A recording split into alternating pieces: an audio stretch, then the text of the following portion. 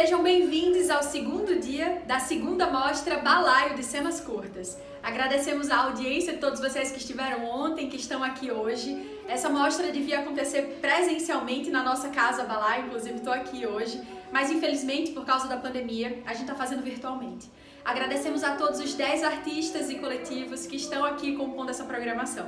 Hoje vocês vão ter o Coletivo Revela e a Sensia de Teatro. O Coletivo Revela surge do acaso, no meio da pandemia do novo coronavírus em 2020. Ele surge da necessidade de respirar, de criar. Trancafiados em suas casas, fechados entre 4 paredes, a arte, a alma, não espera. A arte não tem 4 paredes, a arte vaza, transborda. E os encontros virtuais durante o ano de 2020 renderam um curta doc para se manter são, que vocês agora vão poder apreciar. Boa apresentação!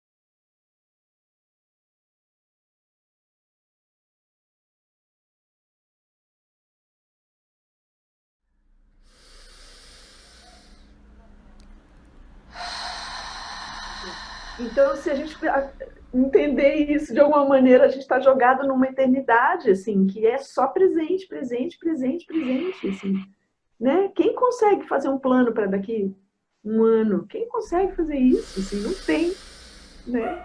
Não tem. Então, por isso um pouco essa ideia de ter as pessoas, da gente se ter, porque a gente sempre vai se encontrar semana que vem, a gente sempre vai ter um projeto não sei o quê, a gente sempre não sei o que lá, sabe? A gente sempre vai tomar um café, não sei quando. Não, agora, assim, porque não tem amanhã, não tem, a gente não sabe o que é isso. Pensando mesmo, eu mesma, há pouco tempo atrás, pensei que, isso não é brincadeira, é verdade mesmo, eu pensei que eu queria abrir uma loja de flores. Não para fugir do teatro, de jeito nenhum, mas para poder estar no teatro, de verdade, tipo de noite, depois que a loja fechou. Sabe? Porque ou para mim, ou eu tô entendendo a importância daquilo para mim e para o mundo, mas sobretudo para mim, ou eu vou acabar contaminando essa importância com outras coisas que eu acho que não precisam estar ali, sabe? E talvez os tempos sejam esses, talvez sejam tempos da gente se diminuir, né? Voltar para a dimensão mínima da gente e esperar isso passar para se levantar, e talvez tenhamos que abrir umas lojas de flores e não empurrar tudo para o teatro, todo o nosso desespero, assim, para se manter vivo, né? Tem a ver com isso, assim, demonstrar interesse pelo outro tem sido uma coisa importante. Eu tenho percebido isso, que quando alguém demonstra interesse, aquilo acende uma chama, assim, por nós, né? Acho que é coisa do interesse. E esse interesse não precisa ser uma coisa, estou interessado, preciso vou lá na live para poder dizer que eu estou. Não. Se você se interessa por alguém, por que você não está lá? Por que você não ligou? Por que você não fez o desenho?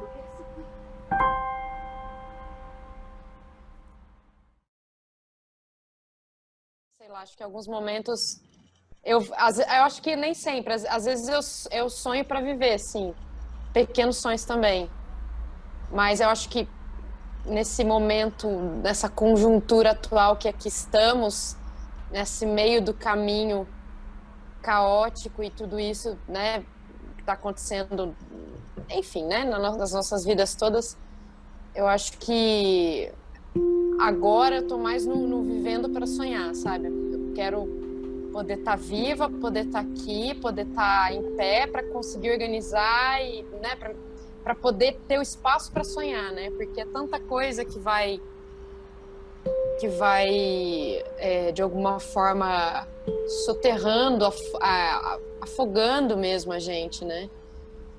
E eu vivo, né, pensando isso todo dia, que é a história da história, né, do porquê do Revela e das coisas que o Renato, né, que a gente sempre fala de viver nesse momento é resistência, sabe? Então parece que todo dia me bate essa frase na cabeça, sabe?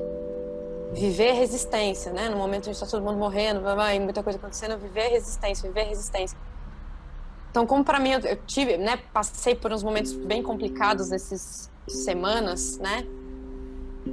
E então eu acho que a minha premissa está sendo mais essa, assim, eu quero viver, pronto, a gente vive, aí depois deixa eu viver, aí a gente vai ver o que vai vir de sonho e o que vai vir de coisas aí. Mas eu tenho que estar viva e acordada para poder, né, até sonhar de uma maneira consciente, não sonhar de uma maneira alucinada, louca, entendeu? Porque também tem isso, né? Sonho pode ter várias facetas e várias formas de sonhar. Eu acho que eu tô... O sonho é estar viva. Entendeu? O sonho então é estar viva e ficar bem. É isso, sabe? Eu tenho que sonhado depois... acordada. Vou fazer uma pergunta geral. Estamos todos solteiros? Sim! A Tainá não. Invicta! A Tainá não. A Tainá é casada. Quase casada. Eu tenho sonhado acordada com relacionamentos. Eu tenho sonhado... Às vezes é difícil saber o que falar para você nessas horas, porque você consegue exatamente colocar em palavras o que está acontecendo. Tipo, você está muito lúcido sobre toda a situação. Então, eu não sei muito como contribuir para isso, mas eu acho que o que você pode... se ainda está mexendo contigo, eu acho que essa já é a função e talvez essa seja a luz que ele esteja te dando, mesmo que indiretamente, assim. Porque se ainda está mexendo com você e isso te causa alguma coisa, é porque você precisa olhar para isso, né? E é muito isso, né? Como a gente... Que daí cai na euforia de novo.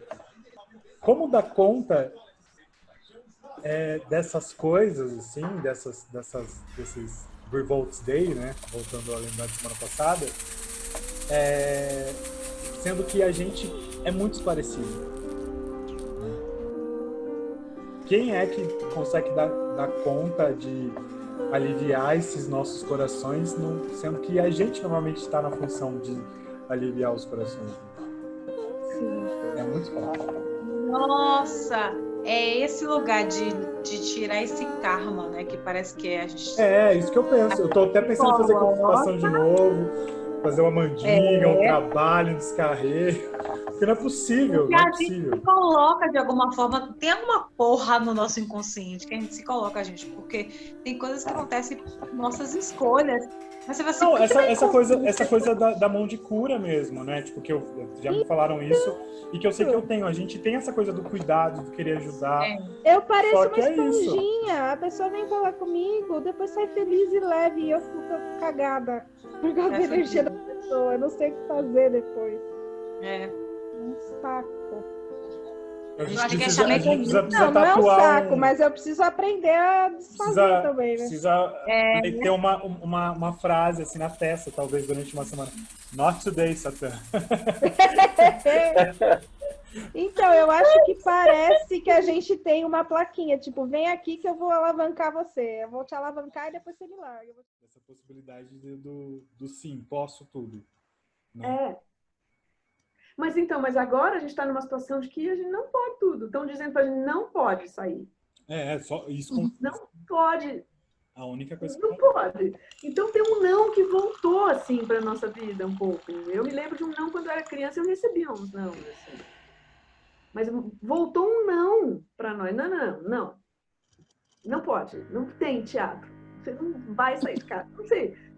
É esquisito. Eu quero muito ver o que ele vai produzir como pensamento, porque essa teoria dele é assim, tipo, né?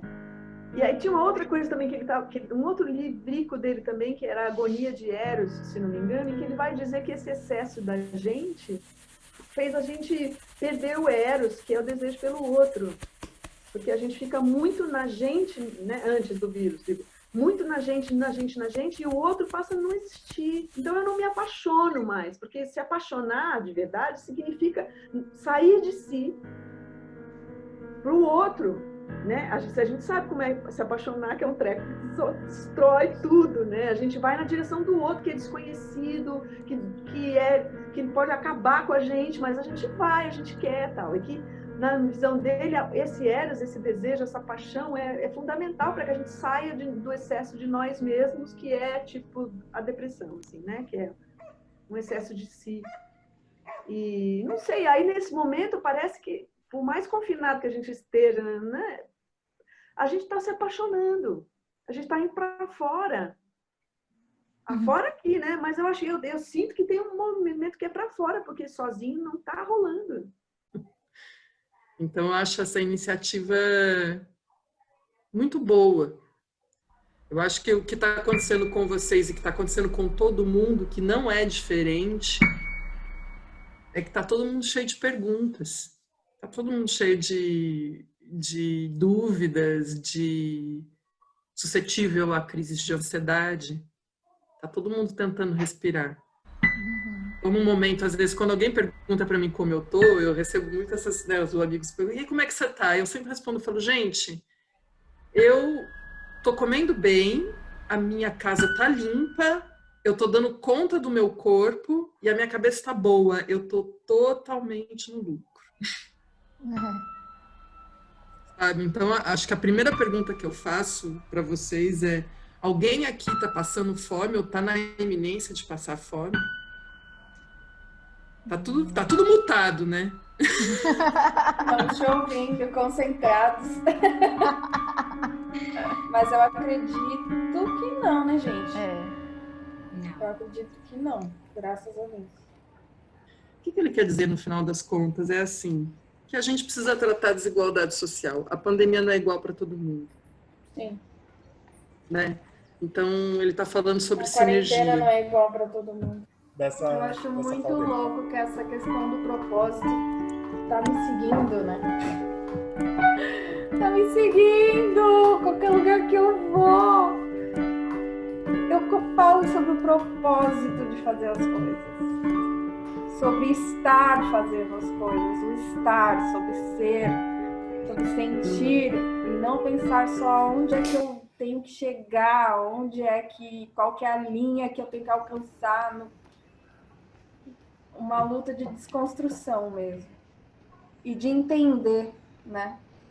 De entender que o que importa mesmo é o processo e é o propósito e é o sentimento que une as pessoas e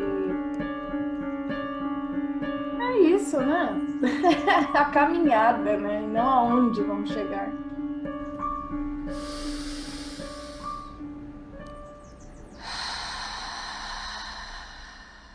Eu acho que, assim, várias coisas estão acontecendo em sincronia, e daí eu nem tô conseguindo acompanhar, eu parei de me assustar com as coisas que acontecem já.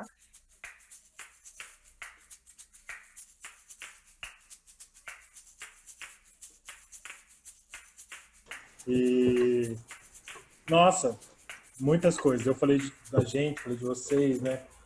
E ela tava falando sobre esse lugar aí de estar num lugar que ela fala, cara, é aqui.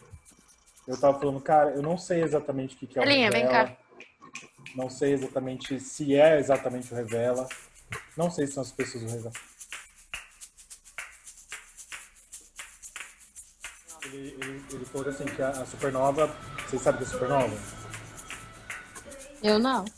Supernova pelo que eu entendi, né, pelo que ele falou, é uma estrela que ela tá no final da vida dela. E por ela estar no final da vida dela, ela aparece aqui pra gente como o máximo de luz que ela pode ter, assim. Que a gente vê de longe e é belíssimo. Mas é uma estrela que tá morrendo. Quando eu penso no Fundação Revela, assim, isso não me assusta, sabe? Parece que fica mais claro o conceito do propósito que movimenta, do propósito que vende, do propósito que instiga, para além de um mecanismo de marketing, sabe? E parar de tentar observar o futuro como um objeto de de desejo, sabe? E observar como o presente tem tem tantas qualidades positivas quanto poderia ter esse futuro que nem mesmo nós sabemos que nós seremos nós mesmos lá, e nem nós sabemos que o futuro será ele mesmo quando a gente chega lá. Então, das duas maneiras, é de certa forma egóico, sabe? De projetar um futuro que você nem tem certeza de você nem do futuro, sabe? Interessante que é doido, assim, que parece que quando... geralmente doido não, né? É assim, quando eu cuido do outro que eu consigo cuidar de mim, né? Quando eu vou cuidar de mim mesmo, eu não consigo. Aí se é pra cuidar do outro, rola. Se é pra cuidar do outro, né? Que na verdade, quando a gente tá cuidando do outro, a gente tá cuidando da gente. Então, tá tudo pirando muito sobre. Mas a gente chegou nesse lugar, assim, de que de fato, o que diferencia alguma coisa, eu acho que é aquela premissa que a gente chegou semana passada, assim, né? Ou pelo menos que eu cheguei, né? De escuta efetiva e de o que eu posso fazer por você, assim, né? Que é algo que raríssimo de se encontrar mesmo, assim. Eu me interesso pelo sonho de vocês, sabe? E eu gostaria de falar o que eu posso fazer por vocês. Assim como eu tenho tentado fazer com a minha família, com minhas sobrinhas, como que eu posso ajudar a construir esse sonho que, de repente, nesse caminho eu descubro que também é meu sonho, né?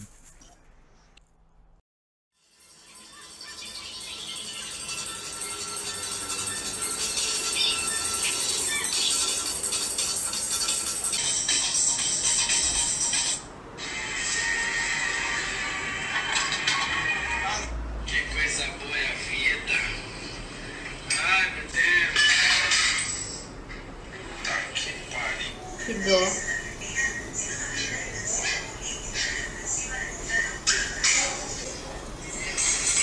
Ai, caralho.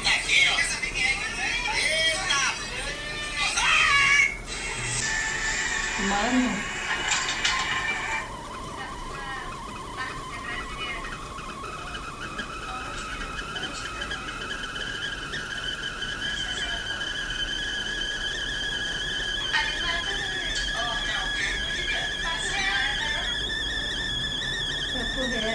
Será que é hoje que vai, hein? Diz. A Darita da Bulgaria só não posso se apaixonar por você, caramba.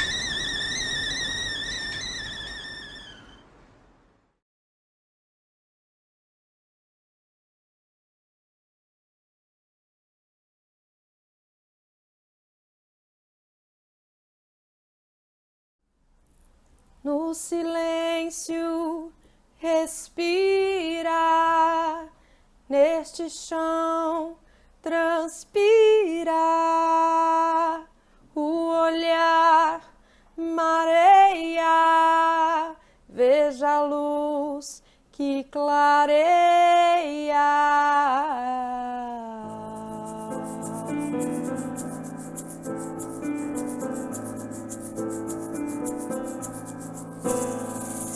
Senti amargo na boca, o sangue escorreu pela pele, ressoa a batida no peito de quem já sofreu por querer existir. Vibra o verbo que entoa, o canto nasceu pra levar a esperança e a força de ser e viver resistente, jamais desistir. Deixa a voz te libertar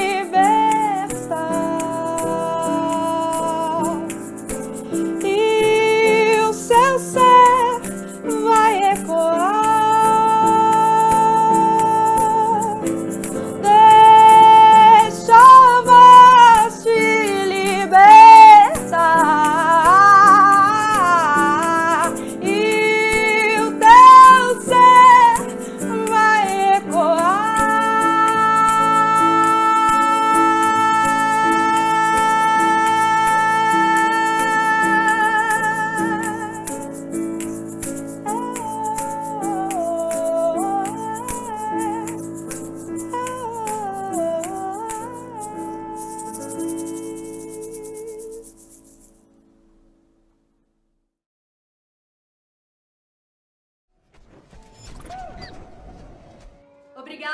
Coletivo Revela, agora a gente tem a Sensia de Teatro. A Sensia de Teatro, Sentimento, Estéticas e Movimento, é uma plataforma artística itinerante sediada em Natal e Recife.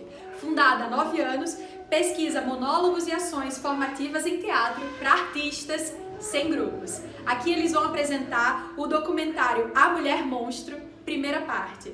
Entre cenas do espetáculo, José Neto Barbosa revela detalhes, bastidores e curiosidades. Essa é a primeira parte do documentário a ser lançado, que também conta com a trajetória da obra. Boa apresentação!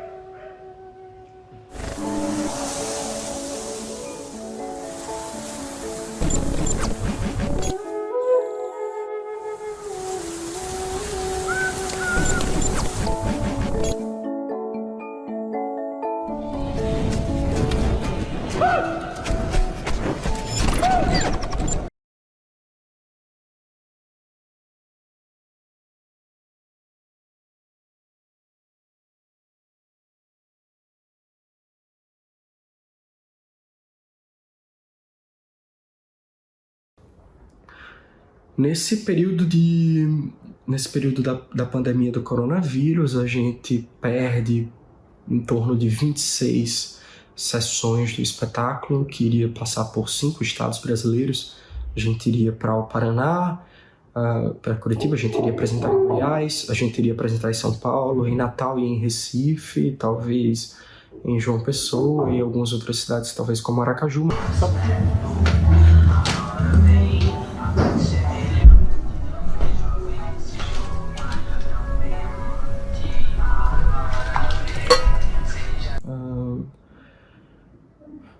E é isso. A gente agora passa a repensar o lugar do espetáculo. Certamente o espetáculo vai passar por novas modificações. Então, o espetáculo ele tem se justificado cada vez mais, assim.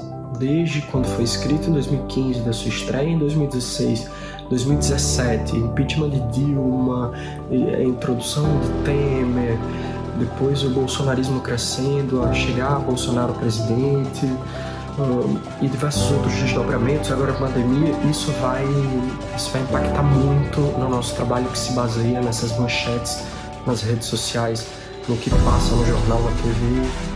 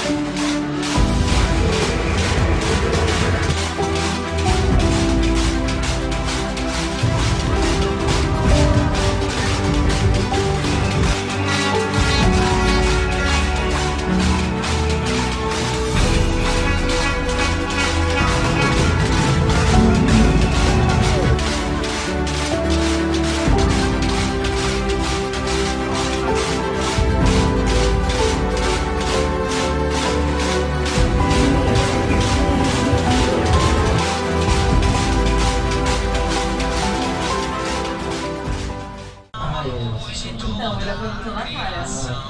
Mas é super amigo. Eu gosto de Marizê por aqui. Na verdade, ele é professor. Ai, que planeta de cores, amigo. Ai, com o exame do nosso livro, no segundo. Mas, porque não toca. Sobe mais. Não. Sobe. Sobe? A Mulher Monstro surgiu mais ou menos em 2015, antes do impeachment da presidenta Dilma, nesse processo de efervescência política, dessa nitidez das polarizações políticas. Naquele momento, lembro bem, eu reli um conto de Caio Fernando Abreu, que é um autor que eu estudo há um bom tempo, chamado Creme de Alface. E ao mesmo passo que tinha lido Creme de Alface, que pensei que poderia remontar, que poderia colocar aquele conto em cena, porque essa é uma pesquisa nossa, da nossa companhia, não partir exatamente de dramaturgias convencionais, da estrutura dramática convencional, e partir de contos e depois levar isso para a cena. Naquele mesmo passo, eu fui apagar a memória do meu celular e eu percebi que eu tinha uma gama, um vasto material de monstruosidades, de aberrações que eu ia vendo nas redes sociais, né, de opiniões muito marcantes.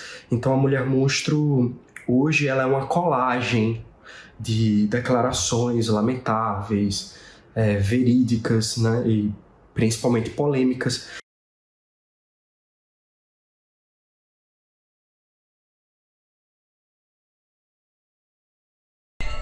Se bebe tudo sem o amor descorrer.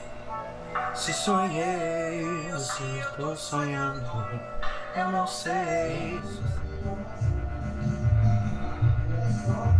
É algo estranho. Não tá colando mesmo. Parece que ficou aberta. Ela tava aberta mesmo. Então pronto, fodeu agora. E essa aqui, ó. Essa aqui é maravilhosa, senhora. Essa daqui é ótima. Esse daqui bom. Você coloca, você vai ficar com esse cabelo até quando você não quiser mais. Não, mas esse bicho usa mesmo. O espetáculo, ele surge desse tripé e também a própria vida da subversão das minhas dores, né? De um processo depressivo, pessoal, e de outros processos dos artistas criadores. Então dali a gente parte para essa subversão das dores e trazer para o espetáculo esse nível de identificação, dessa ambivalência entre ser humano e ser um monstro. É um espetáculo que ele tem a sua construção a partir dessas opiniões das redes sociais, e não só delas, também das ruas, das posturas dessas figuras políticas, de artistas, de anônimos, enfim, do que normalmente a gente escuta no jantar com a família, do que a gente vive no nosso dia a dia. Eu acho que empatia, hoje em dia, é quase que uma opção diante de toda a globalização e desse processo das redes sociais que a gente vive. Então, o espetáculo, ele fala de fato para além desse preconceito. Ele toca em lugares dessas violências cotidianas. É um espetáculo que provoca gatilhos emocionais, inclusive alguns podem ser até desagradáveis, onde a gente vai percebendo que essa realidade, ela é tão sarcástica e ela é tão cruel como na ficção que se apresenta na peça. O espetáculo, ele aborda a discriminação social em tempos de alienação e de ira, como a defesa do militarismo e o seu espaço não só na política brasileira, essa defesa dos armamentos ou dessa cultura da justiça pelas próprias mãos, sabe? E não apenas de uma forma metafórica, enjaulada. Poderia dizer que a personagem, ela traz essas várias facetas, essas várias faces da intolerância, que vão desde a xenofobia, do racismo, da gordofobia, da homo-lesbo-transfobia e principalmente do machismo, né? Acho que a dramaturgia, ela impacta nessas posições de opressão, nessas posições de assédio, de egoísmo e de medo, tocando nessas questões urgentes da massificação dos corpos, dessas questões também de gênero e da sua diversidade. A gente coloca um personagem que suscita uma série de questões alinhadas a essas posições das elites econômicas no Brasil, um país que parte de uma colonização e que na nossa cultura cotidiana isso está muito presente na gente, né? Isso acaba sendo algo muito vivo.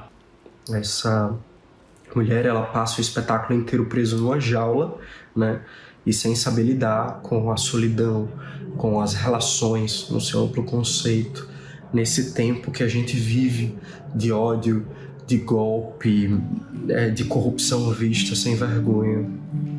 Então, dentro dessa jaula, a gente vai vendo a transformação de um verdadeiro monstro, mas de uma forma bem subversiva, numa realidade que é muito brasileira, desse avanço do neopentecostalismo massivo.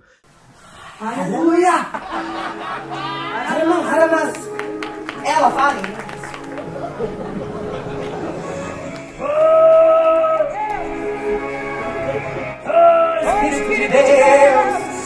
silêncio, as pessoas elas começam rindo, e a gente vai incitando isso para que as pessoas possam ir colocando para fora em algum momento por identificação de um riso de nervoso, de um riso de reconhecimento de alguém tão próximo, ou do que já viu, e depois dessa risada a gente vai vendo o que vai acontecendo na plateia. Então é um espetáculo que acontece nas reações das pessoas. Tem gente que ri aqui, às vezes até de nervoso, uma outra pessoa que está tão impactada olha para o lado e vê essa reação. Um espetáculo que provoca esses gatilhos emocionais, mas que depois ele vem como um tapa de luva, fazendo as pessoas reconhecerem esse lugar da podridão, onde a gente pode também apodrecer por dentro e não só por fora. Né? A personagem tem um momento que ela até diz assim, às vezes eu penso que tá tudo errado, que não é esse tempo, que não é esse lugar, que não são essas pessoas, que não é essa vida. E tem uma frase que ela fala bastante, que é: eu vou deixar apodrecer a vida como a vida deixou apodrecer o meu coração. Meu filho, roubaram a minha alegria.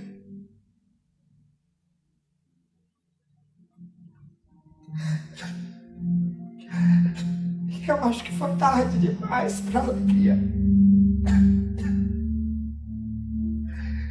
Eu acho que foi tarde demais pro amor.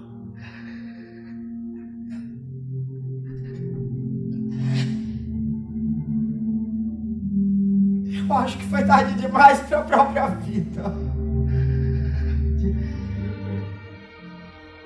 Meu Deus, eu sou... Meu Deus, eu sou quase uma criminosa. Eu sou quase uma assassina. Eu fui me trocar com a criança.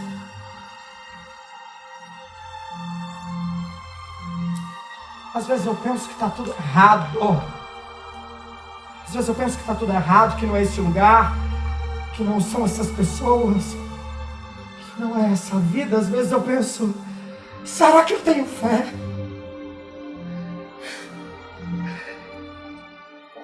Será que eu sei a palavra de Deus?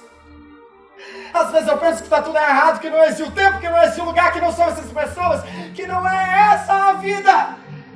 Aí eu pensei em deixar apodrecer a vida, como a vida deixou apodrecer o meu coração. É bonito isso, né? Mas foi bem mesmo isso que eu pensei. E nesse momento ela vai percebendo que tá na mão dela essa chave de poder modificar. A gente acredita que a educação muda as pessoas e as pessoas mudam o mundo, como diz Paulo Freire. E a gente começa a questionar esse lugar da arte como elemento de modificação social. É uma ferramenta para isso, mas não está exatamente na mão do teatro, essa responsabilidade. A gente já tem tantas responsabilidades. A gente crê que o espetáculo possa ser um ponto de reflexão e que essa modificação está na mão da plateia. Hoje em dia você não consegue mais colocar o seu filho, sua filha, para assistir um desenho da Disney. Aquela princesinha do castelo de gelo que fica lá isolada. Ela fica lá solitária porque ela é lésbica. Ela vai sair correndo dali pra beijar a Cinderela. O Bob Esponja e o Patrick eu não vou nem comentar.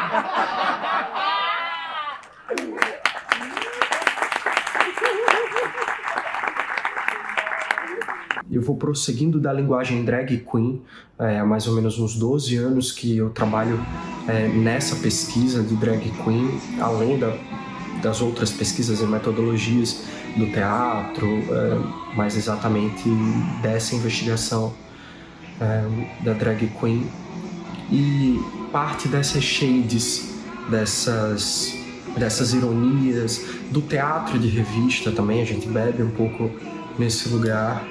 E a gente vai, a partir dessa drag queen, representando essa atualidade brasileira a partir da figura de uma burguesa cis, uma mulher burguesa cis, uma falsa cristã, perseguida pela própria visão intolerante da sociedade.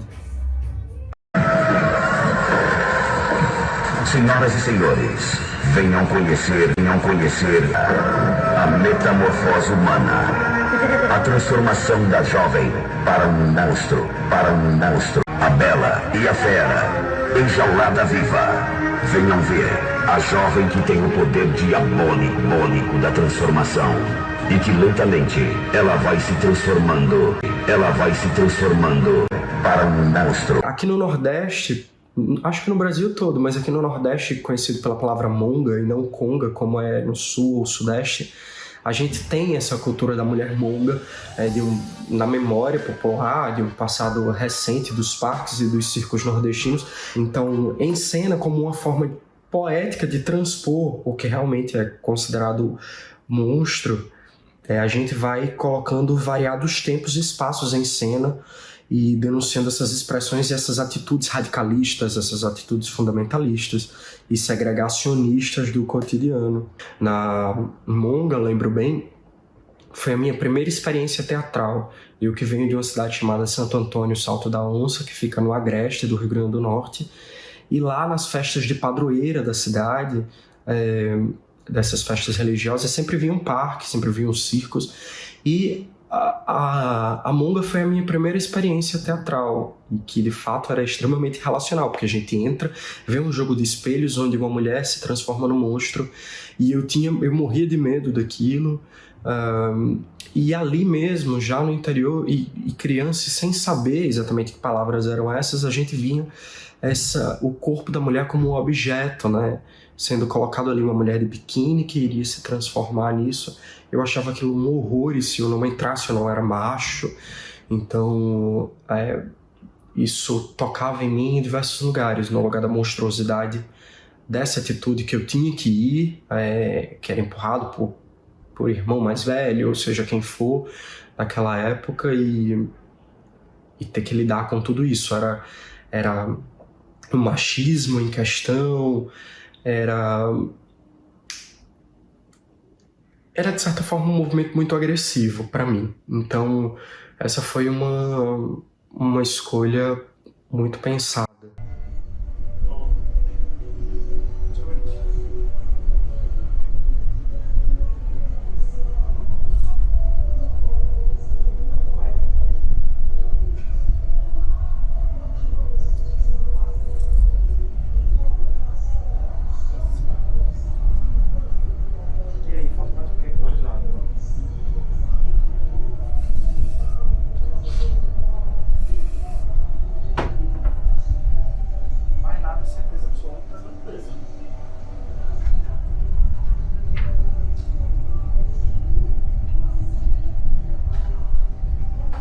A gente resolveu abordar esse patriarcado, essa estrutura, colocando essa figura feminina como um ponto, como uma imagem, como um ponto de partida para diversos outros questionamentos.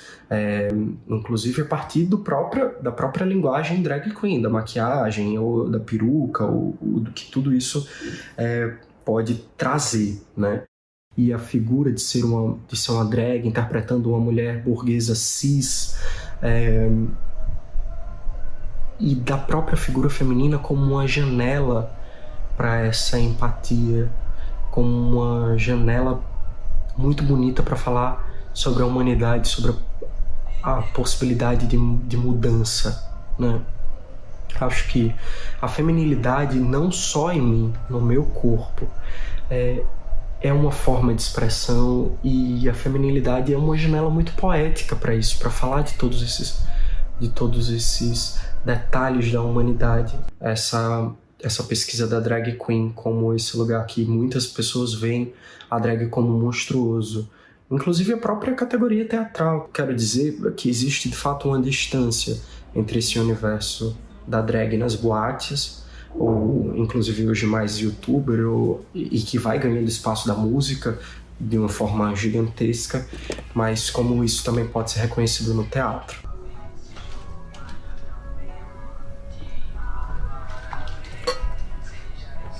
E aí, agora? Oi, som, oi, som, oi,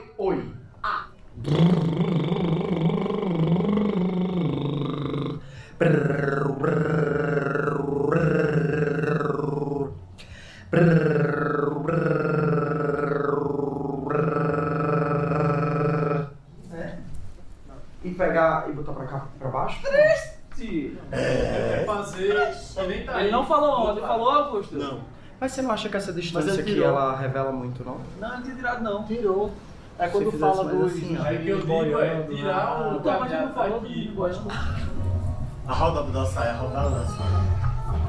Não se compara com... Não se compara com... A gente tem outro figurino, sabe? Tem 2 figurinos, o outro ele roda assim. Então, por todos esses motivos, a evolução do espetáculo ela é genuinamente viva.